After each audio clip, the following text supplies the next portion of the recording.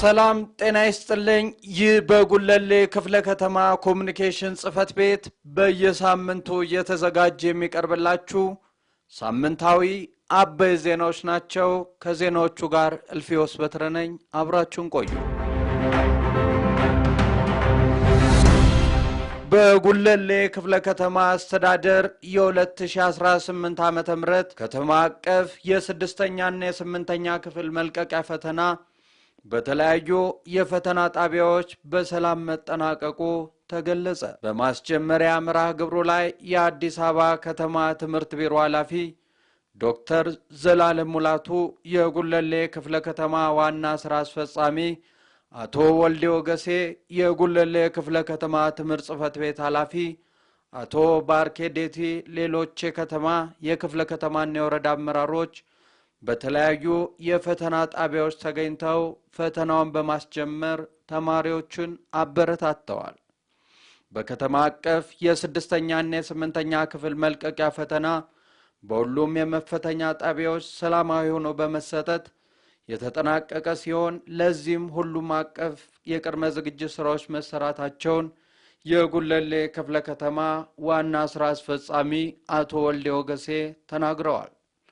የጉለሌ ክፍለ ከተማ ትምህርት ጽፈት ቤት ኃላፊ አቶ ባርኬዴቲ በበኩላቸው ተፈታኝ ተማሪዎች ዓመቱን ሙሉ ሲሰጣቸው ከነበረው የትምህርት ማሻሻልና ጥራት ስራዎች በተጨማሪ ለፈተናው ዝግጁ እንደሆኑ የራስ መተማመናቸው እንዲጎለብት በርካታ ስራዎች መሰራታቸውን ገልጸዋል።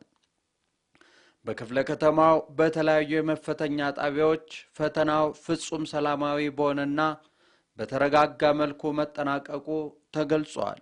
ከተማ አቀፍ የ6ኛና የ8ኛ ክፍል መልቀቂያ ፈተና ከሰኔ 8 እስከ ሰኔ 12 2018 ዓ.ም በሰላማዊ መንገድ በመስጠት ተጠናቋል።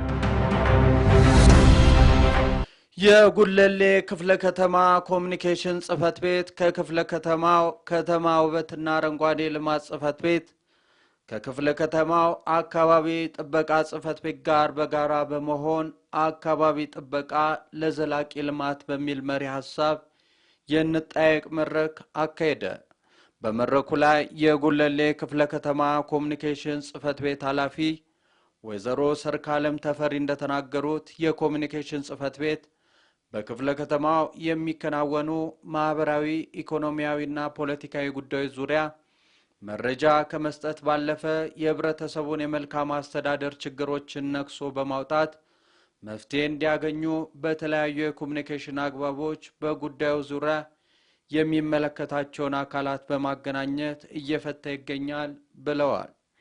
የክፍለ ከተማው ከተማ ውበትና አረንጓዴ ልማት ጽፈት ቤት ኃላፊ ወይዘሮ ኤደን ካሳ በበኩላቸው ክፍለ ከተማውን ውብ ለኑሮ ምቹ ለማድረግ ሰፊ ተግባራት መከናወናቸውን ገልጸው የአረንጓዴ አሻራ ችግኝ ተከላ፣ የመንገድ ዳር አካፋዮችና የመዝናኛ የመናፈሻ ቦታዎችን የዘላቂ ማረፊያ ደረጃውን በጠበቀ መልኩ በማስዋብና ስራዎች ተከናውነዋል።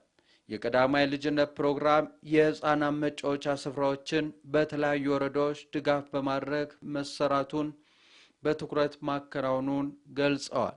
የክፍለ ከተማው የአካባቢ ጥበቃ ጽፈት ቤት ኃላፊ ወይዘሮ ሀና ምረቱ በበኩላቸው የአካባቢ ጥበቃ ብክለትን መከላከል ያለውን ግንዛቤ በማሳደግ እንዲሁም በተቋማት ግንዛቤ ፈጥሮ ወደ ተግባር እንዲገቡና እንደዚሁም በብክለት ላይ የሚወጡ ህጎችን ተፈጻሚነት ዙሪያ የግንዛቤ ፈጠራ ስራ ህብረተሰቡ አካባቢውን ከበካይ ቁሶች በመከላከል ውብና ለኑሮ ምቹ የሆነች ጉለሌን ለመፍጠር እየተሰራ እንደሚገኝ ተናግረዋል። የንጣይቅ መድረክ ተሳታፊዎች በበኩላቸው በክፍለ ከተማው መንግስት ለአካባቢ ጥበቃ ልማት ስራዎች ልዩ ትኩረት በመስጠት ያከናወናቸውን የኮሪደር ልማትና የወንዝ ዳርቻ ልማቶች አድንቀው ከፍሳሽ ማስወገጃ፣ ከዘላቂ ማረፊያ፣ ከዛፍ መቁረጥ፣ ከአካባቢ ልማት ስራዎች ጋር የተያያዙ ጥያቄዎችን አንስተው ከመድረክ ምላሽ ተሰጥቶባቸዋል። በጉለሌ ክፍለ ከተማ አስተዳደር ጥምር የጸጥታ አካላት ህዝባዊ የሰላም ሰራዊትና የሸገር ሲቲ የመናብቹ የጀርሳ ጎሮ የጸጥታ አካላት በአንድ ማዕከል የጸጥታ ስምሪት ተሰጠ። በክፍለ ከተማው የጥምር ጸጥታ አካላትና የሰላም ሰራዊት የተቀናጀ አንድ ማዕከል ስምሪት በዋናነት የህዝቡን ደህንነት በንቃት ለመጠበቅና ነዋሪው ያለምንም የጸጥታ ስጋት እንዲንቀሳቀስ ለማስቻል የተዘጋጀ እንደሆነ ተገልጿል። በአንድ ማዕከል የስምሪት መርሃ ግብሩ ላይ በአዲስ አበባ ከተማ ምክር ቤት የፍትህና መልካም አስተዳደር ጉዳዮች ቋሚ ኮሚቴ ሰብሳቢ አቶ በላይ ደጀን እንደተናገሩት የሰላም ጸጥታ ስራ ወሰን የማይገድበው በቅንጅት በመስራት ለአካባቢያችን ብሎም የከተማችንን ሰላም ለማረጋገጥ ጉልህ ሚና አለው ያሉ ሲሆን ልዩ ትኩረት አካባቢያችን ጸጥታ ተክተን 7/24 መጠበቅ አለብን ሲሉ ገልጸዋል።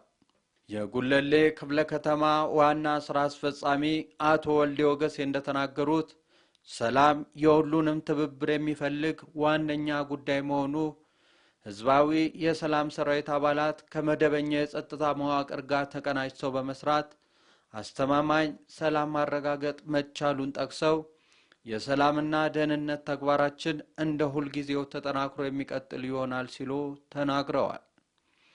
የአዲስ አበባ ከተማ ሰላምና ጸጥታ አስተዳደር ምክትል ቢሮ ኃላፊ አቶ ፍስሐ ጥበቡ በበኩላቸው የአንድ ማዕከል ጥምር የጸጥታ አካላት ስምሪት በከተማው ያለውን የጸጥታ መዋቅር ይበልጥ በማጠናከር የአካባቢያችንን ሰላም ሊያደፈርሱ የሚችሉ አካላትን በነቂስ መከታተል ጸጉረ ልውጥ አካላትን ወቅቱን በመጠቀም የተለያዩ የጸጥታ ችግሮች እንዳይፈጥሩ ማህበረሰቡ ላይ የሰላም ሰራዊቱ ህዝባዊ ኃላፊነቱን በመወጣት ከመንግስትና ከጸጥታ አካላት ጋር በመቀናጀት መንቀሳቀስ ከመቼውም ጊዜ በላይ አጠናክሮ መቀጠል እንዳለበት መልእክታቸውን አስተላልፈዋል።